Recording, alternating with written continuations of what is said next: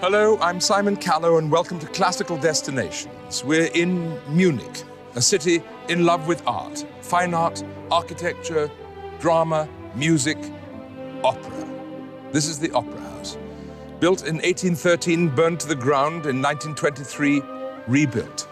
Bombed in 1945, rebuilt in 1963, one of the greatest and most beautiful opera houses in the world.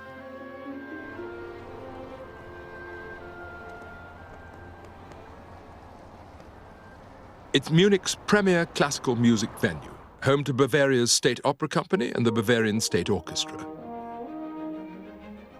It's also a very important place in the history of German opera and in the lives of the two composers we're about to meet. Richard Wagner and Richard Strauss each turned the opera world upside down.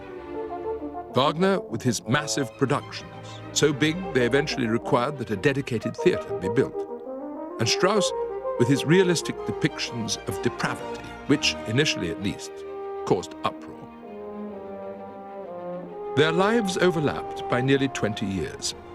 Strauss was an impressionable and exceptionally talented boy as Wagner was striding boldly across opera's stage. But through his own remarkable achievements in opera, he would go on to be crowned Richard II. Strauss saw a number of Wagner's operas here in Munich, including Siegfried, which at the tender age of 14 he described as utter chaos. Not too many years later, he was appointed the third assistant conductor here. Only the third assistant, perhaps, but nevertheless, a brilliant career was gathering momentum. With its rich history, architectural splendor, and superb acoustics, Munich's Opera House is among the most important in Europe.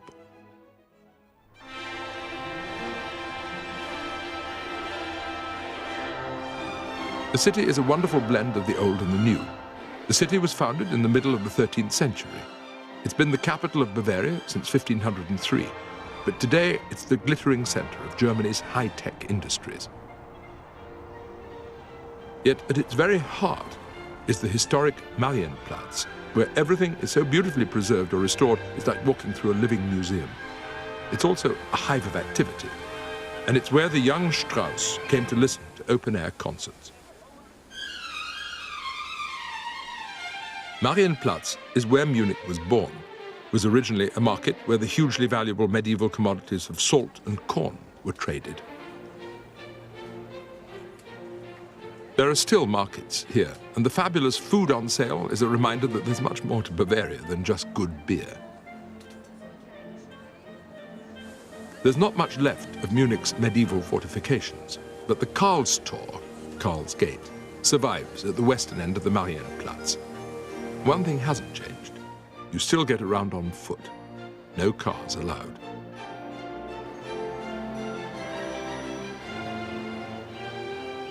The residents of Munich take their recreation very seriously indeed. In fact, the city is ranked as one of the best for quality of life. There's the beer, the trout fishing, the gardens, lying around in the sun, and the surfing. These artificial waves may not be very big, but at least they're predictable.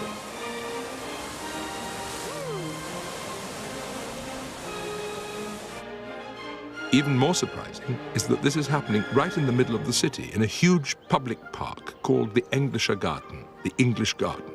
Oh well, that explains it all. Opened in 1808, this park has two beer gardens in it, one traditional, the other with a massive Chinese pagoda in the middle of it. Munich is certainly full of surprises.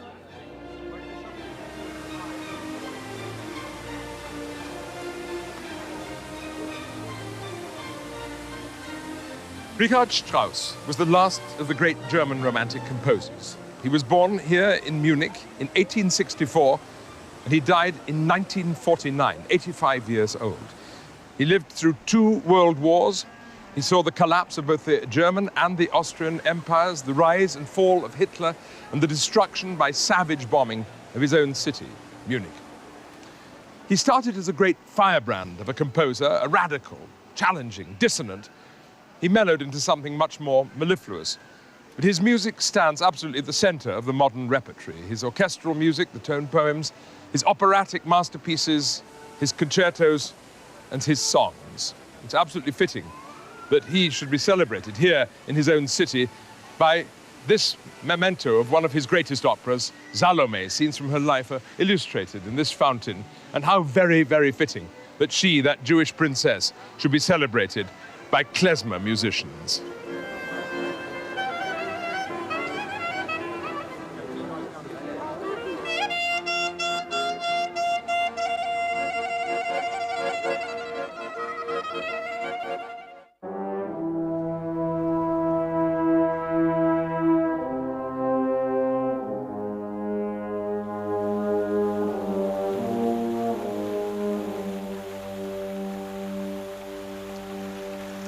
Here in what is now the Residenz Museum is this amazing grotto, late 16th century, built by Wilhelm V, Elector of Bavaria, celebrating the gods in Olympus, scenes taken from Ovid's Metamorphoses, a celebration of a golden age, all wiped out by the bombs.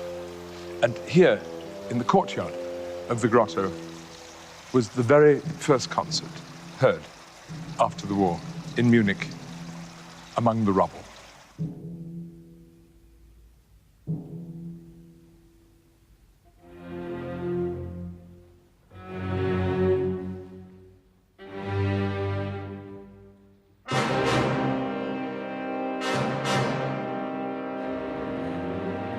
Dukes, duchesses, princes, princesses, emperors, empresses, kings, queens, the golden corridors of power. Richard Strauss was very familiar with all this. From an early age, he'd had money, awards, medals showered on him.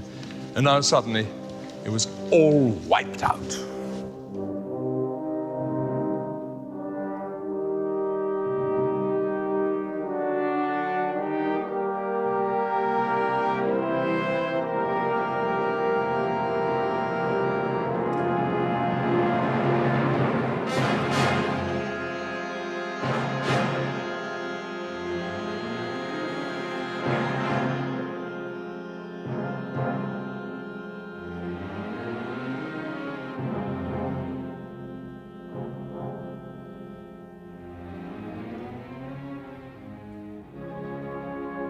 Here, in this extraordinary celebration and summary of the classical world, with its gods and goddesses, its emperors and its generals, here the devastation was greatest, almost totally wiped out by a single bomb which fell 2/3 down this hall. You can still see the dip where it fell.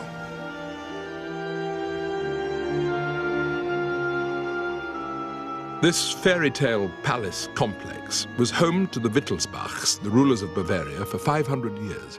It started as a modest moated castle, and they just kept on adding to it. A new chapel here, a new hall there.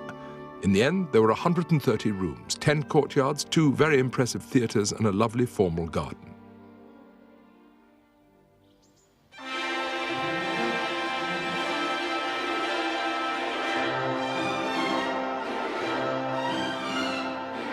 Nymphenburg Castle was so named because it was dedicated to Flora, the goddess of flowers, and her nymphs. Not surprisingly, then, the gardens are just as magnificent as the ornate Italianate palace itself.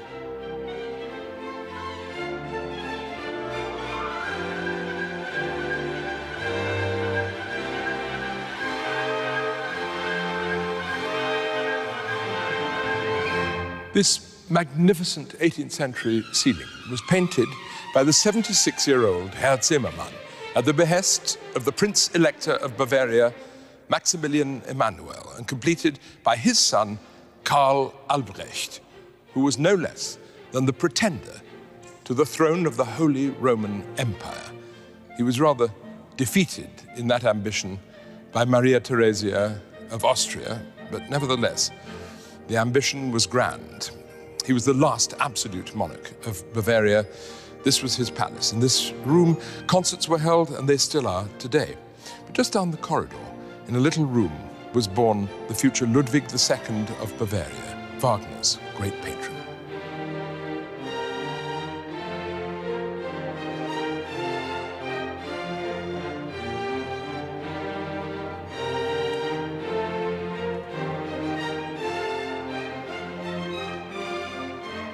This is Munich's Prince Regent Theatre, and as you see, it's dedicated to German art, fittingly, since the interior is modelled after Richard Wagner's great auditorium in Bayreuth, radical, innovatory auditorium with no balconies, thus eliminating, as he hoped, class divisions. Interestingly enough, Richard Strauss's father, the greatest horn player of his day, Franz Strauss, played in many of the first performances of Wagner's operas, and he loathed the music, absolutely loathed it, but it didn't stop him from taking his little son, Richard, with him to see Parsifal at Bayreuth at a performance attended by Wagner himself. Later, Strauss became a resident conductor in Bayreuth and got to know Cosima Wagner, Wagner's widow, and there was some talk of him perhaps becoming engaged to Wagner's daughter Eva, but that didn't happen. However, in 1933, when Hitler came to power, Toscanini, as a mark of protest, refused to conduct at Bayreuth. And Richard Strauss, not because he liked the Nazis, but because of his great, enduring affection for the work of Richard Wagner, agreed to take over, thus proving beyond any doubt his commitment to the older composer's music.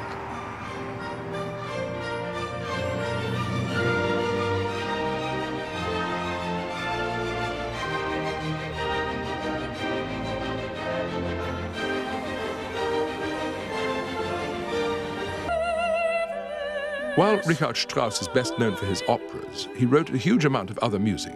He was a prolific songwriter, and here an important influence was Goethe, the great German poet and philosopher. Like so many of the Romantic-era composers, the deep philosophical questions of life were often woven into Strauss's music. Strauss's music followed an interesting path. The earliest influences were classical, the holy trinity of Mozart, Beethoven, and Haydn. So Strauss began as a conservative. Then he became daringly adventurous in his 20s and 30s. This is the period of Elektra and Salome. Before, his reputation now firmly established, he felt less of a need to challenge his audiences. And despite his father's deep loathing of Wagner, which undoubtedly colored those disdainful, youthful opinions, Strauss became the great Wagnerian exponent and interpreter. When he eventually returned to the Munich Opera House in 1894, now as its director and chief conductor, the program for the next 4 years was dominated by the operas of Wagner and Mozart. It's a wonderful auditorium. The acoustic is quite remarkable.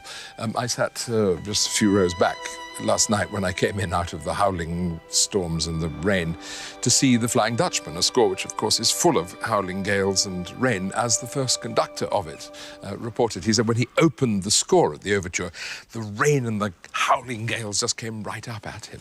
It felt like that last night. Incidentally, there's no relation at all between Richard Strauss and the Austrian waltz kings Johann Strauss I and Johann Strauss II. Richard Strauss considered the father's music trivial, but greatly admired Johann the Younger's opera Die Fledermaus. In the foyer, there are busts of a trinity of composers who are sacred to this house. Mozart, who, as it happens, wrote Idomeneo for Munich, though not, of course, for this theatre. Wagner, who did write Tristan and Die Walküre and Das Rheingold for this house, and Munich's favorite musical son, Richard Strauss. A kind of a shadow lies over Richard Strauss's reputation. In 1933, when Hitler came to power, many German artists either left the country or protested strongly. Richard Strauss did neither. Indeed, he accepted a position as the director of Hitler's Reichsmusikkammer, a kind of state music bureau. And throughout the succeeding years, he often performed for Hitler. He wrote an Olympic hymn for the 1936 Olympic Games, which he also conducted. Partly, this is due to a certain political naivete. He was by no means a Nazi, disliked Hitler and didn't like the regime, but he didn't regard it as any part of his job to protest. He even did something very brave, which is that he wrote his opera The Silent Woman with a Jewish librettist, Stefan Zweig, and then he fell very badly out of favor with the Nazi regime. But he had, you must remember, a Jewish daughter-in-law, and it's probably true that he kept a fairly low profile to protect her.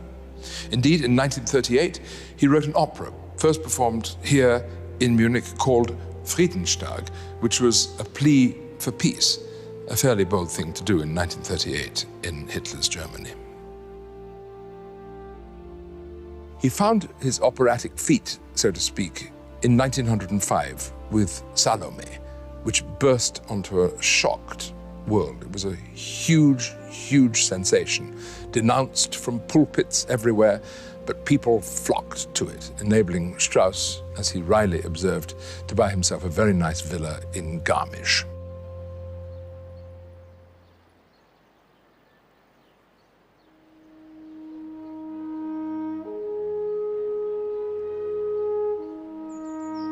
Strauss's great love of the mountains grew out of family holidays he'd enjoyed so much as a small boy in the Tyrol region, and then later here in the majestic Bavarian Alps.